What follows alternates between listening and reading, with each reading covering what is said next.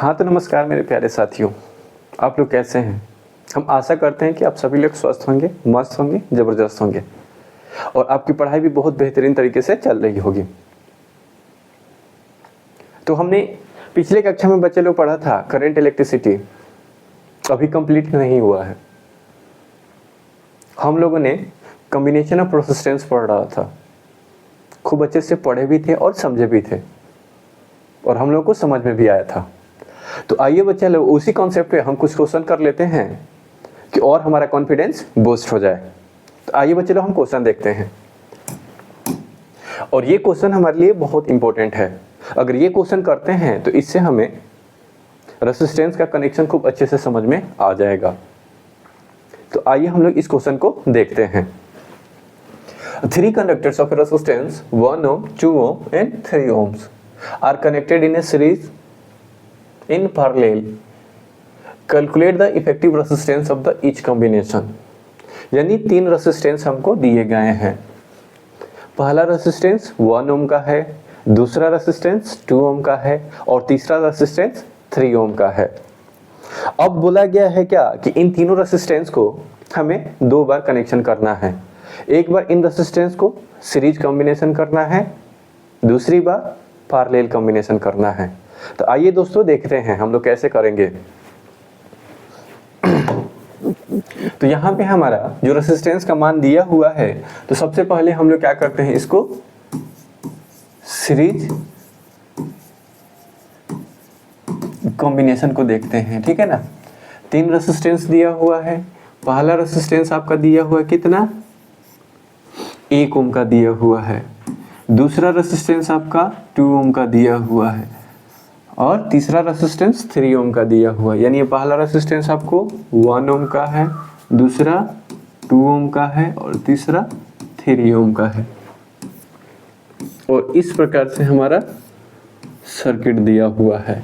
पूछा गया है क्या कि ए और बी के बीच का रेसिस्टेंस का जो मान होगा वो कितना होगा। तो हम इसके पहले कक्षा में पढ़े थे क्या कि यदि रेसिस्टेंस सीरीज कॉम्बिनेशन में हो तो उसका आर इक्विवेलेंट जो हम लोग निकालते थे वो क्या होता था, हमारा R1 प्लस R2 प्लस और R3 होता था। ठीक है ना।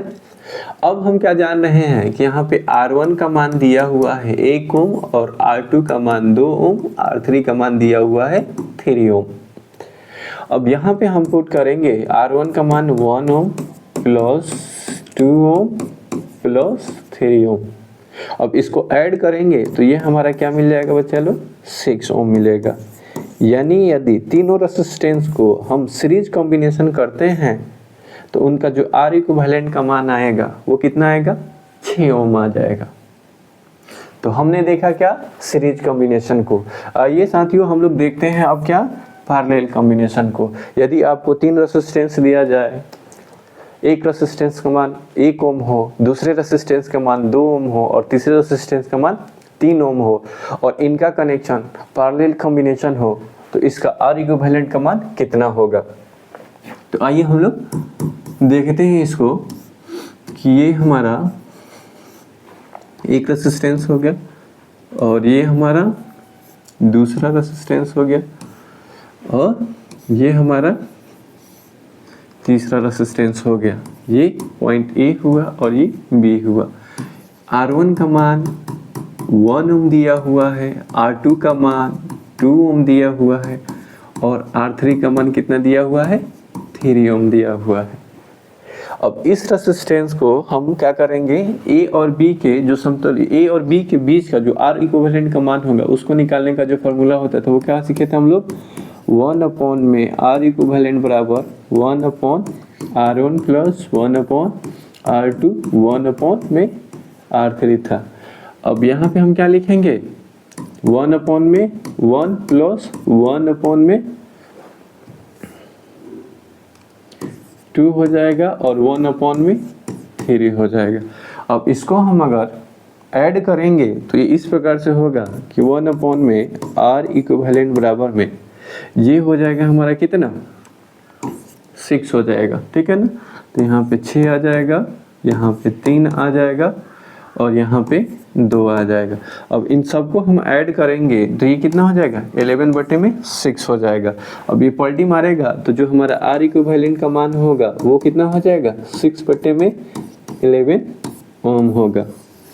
तो जब हम पढ़ा रहे थे सीरीज और पैरेलल कॉम्बिनेशन तो हमने बताया था कि जो सीरीज कॉम्बिनेशन में आर इक्विवेलेंट का मान होता है, जो अलग अलग रेसिस्टेंस का मान होता है, ठीक है ना, उससे अधिक होता है।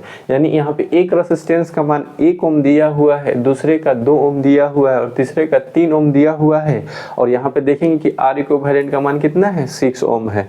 यानी इन अलग अलग रेसिस्टेंस का जो मान होता है, सीरीज कॉम्बिनेशन करते हैं तो जो आर इक्विवेलेंट का मान आता है उसमें क्या होता है, ये उसका मान अधिक होता है।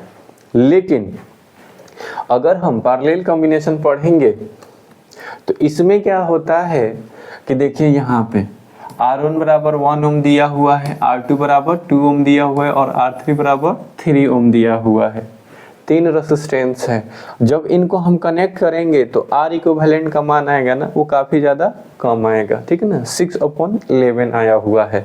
यानी इन ईच रेसिस्टेंस के मान से भी इसका आर इक्विवेलेंट का मान क्या होता है, कम होता है। अब देखेंगे क्या कि यहाँ पे आर इक्विवेलेंट का मान क्या आया है, कम आया है। यहाँ पे आर इक्विवेलेंट का मान क्या आया है, ज़्यादा आया है।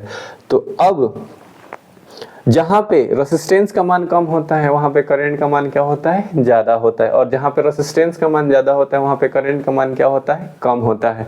हमने ये भी बताया था कि इसमें से कोई एक डिवाइस फेलियर हो जाए, किसी भी कारणवश यहाँ का बल्ब अगर फ्यूज हो जाए तो यहाँ पे 2 सप्लाई कंटिन्यूअस क्या होगा, चलते रहेगा। लेकिन यहाँ पे वैसा नहीं होता है। तो हम आशा करते हैं कि आप सभी बच्चों को ये कॉन्सेप्ट बहुत अच्छे से समझ में आया होगा, ये क्वेश्चन बहुत अच्छे से समझ में आया होगा। तो इसी प्रकार का वीडियो पाने के लिए हमारे वीडियो को ज़्यादा से ज़्यादा शेयर करें, लाइक करें और हमारे चैनल को सब्सक्राइब करना ना भूलें। Thanks for watching.